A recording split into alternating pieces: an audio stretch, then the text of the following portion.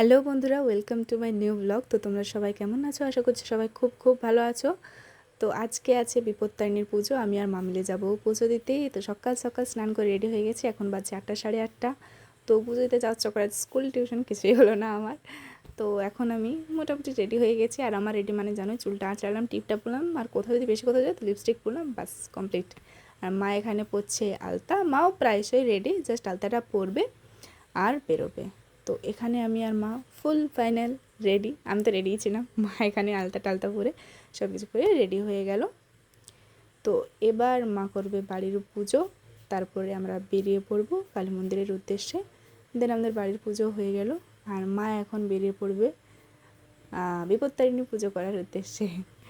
তো চলো এবার যাওয়া যাক, কারণ আমাদের বাড়িতে অনেকটা লেট হয়ে গিয়েছিল। আর মা যেহেতু যাচ্ছে পুজো দিতে, তাই সে কারণে মা জুতো পরেনি।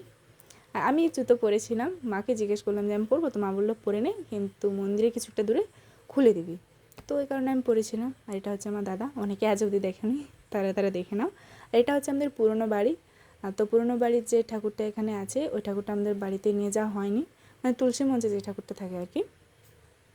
তো এখন আমরা পৌঁছে গেছি কালী মন্দির বিপত্তারিণী পুজো দেওয়ার জন্য। তো দেখতেই পাচ্ছ তোমরা কত ভিড় ছিল। সকাল থেকে এখানে এরমই ভিড় আছে।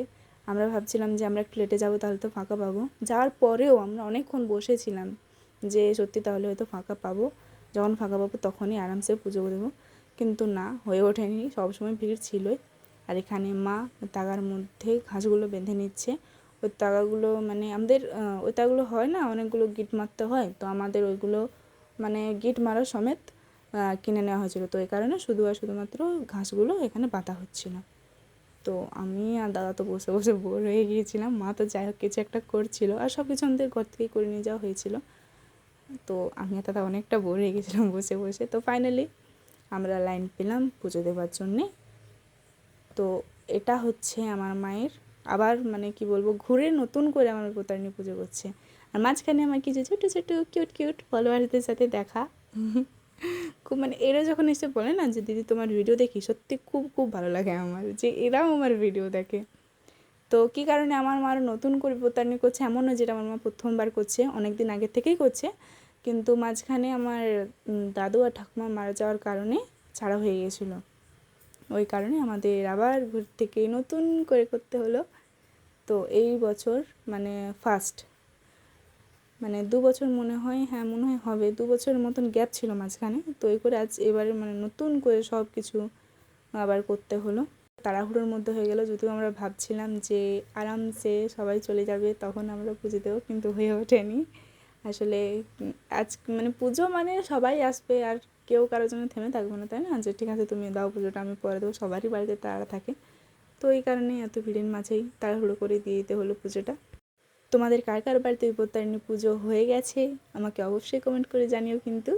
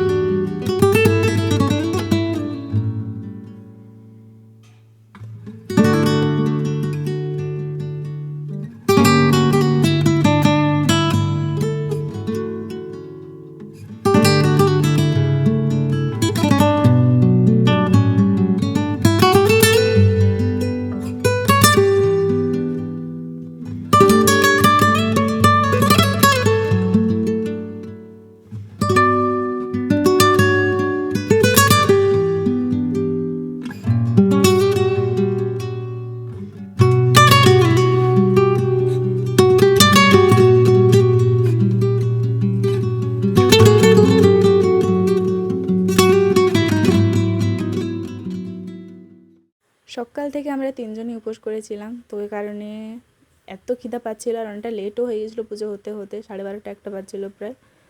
তো চলো বিপত্তারিণী পুজো আমাদের কমপ্লিট। আর আজকের ব্লগটা আমি এখানে শেষ করছি, দেখা হচ্ছে নেক্সট ব্লগে, টাটা।